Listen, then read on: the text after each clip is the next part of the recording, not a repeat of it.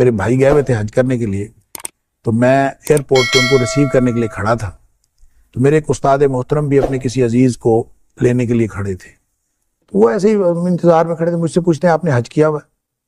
میں نے کہا نہیں۔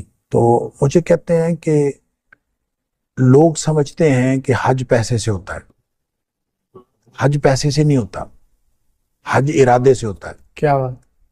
اور نیت سے ہوتا ہے۔ آپ ابھی حج کا ارادہ کریں۔ میں نے کہا کہ جی میں ارادہ کرتا ہوں کہ میں انشاءاللہ اگلے سال حج پہ جاؤں گا۔ تو مجھے کہتے ہیں کہ اگلے سال نہیں، اسی سال۔ کیا بات ہے؟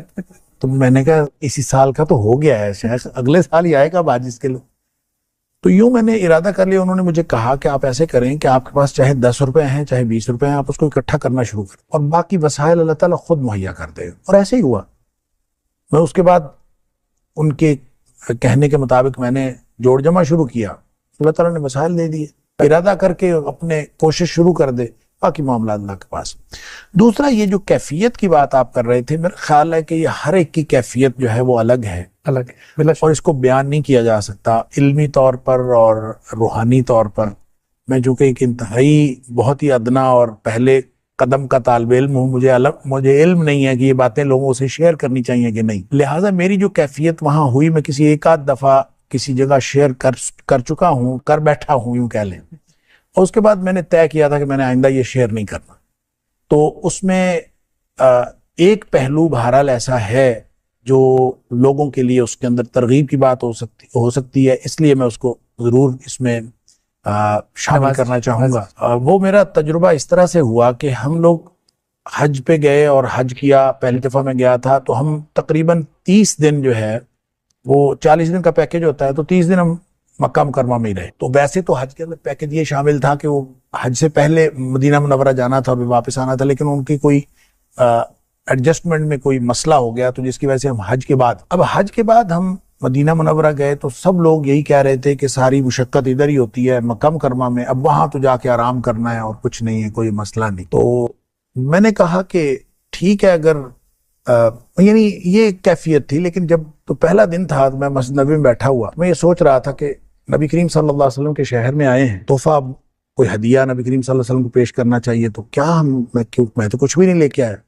ایسے خیالات آ رہے، کیا بات؟ اور سوچتے سوچتے یہ خیال آیا کہ نبی کریم صلی اللہ علیہ وسلم کو پیش کرنے کے لیے درود شریف سے بہتر تحفہ کیا ہو سکتا ہے۔ پھر سوچا کہ درود شریف تو ہمیشہ پڑھتے رہتے ہیں، پھر خیال آیا کہ اتنا پڑھیں جتنا کبھی نہیں پڑھا، سبحان اللہ، تو پھر یہ شاید کوئی ہدیہ ہوگا نبی کریم صلی اللہ علیہ وسلم کی بارگاہ میں۔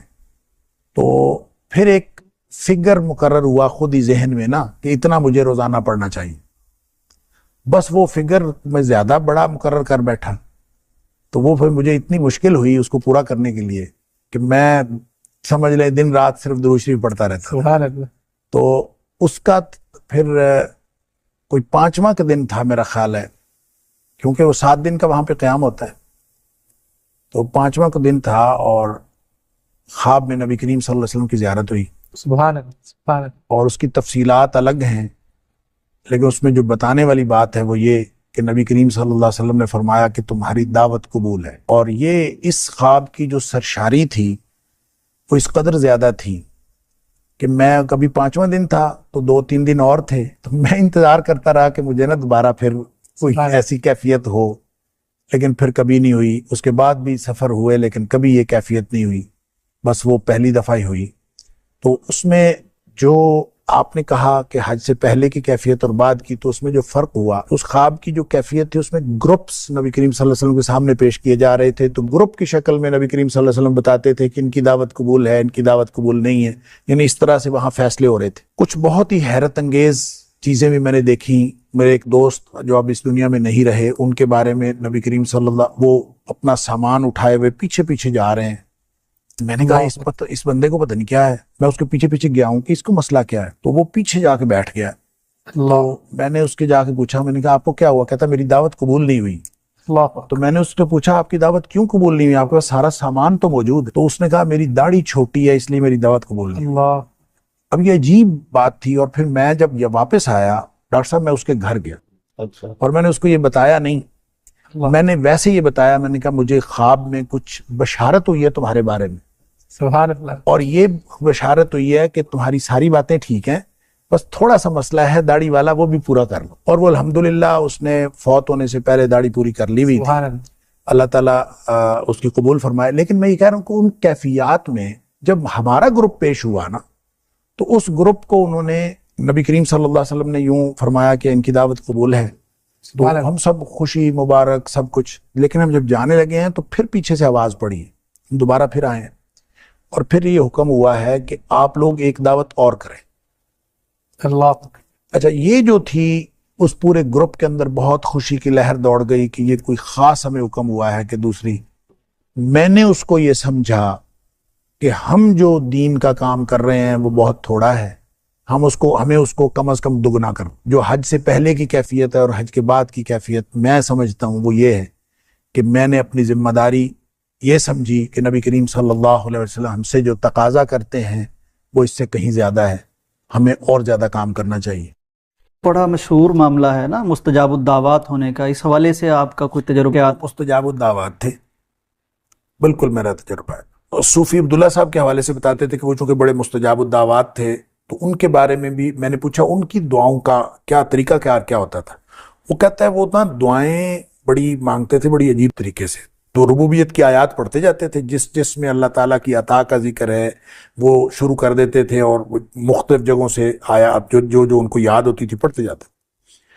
اچھا، آیات پڑھنے کے بعد پھر وہ یوں نہیں کہتے تھے کہ یا اللہ یہ دے دے اور یا اللہ یہ دے دے.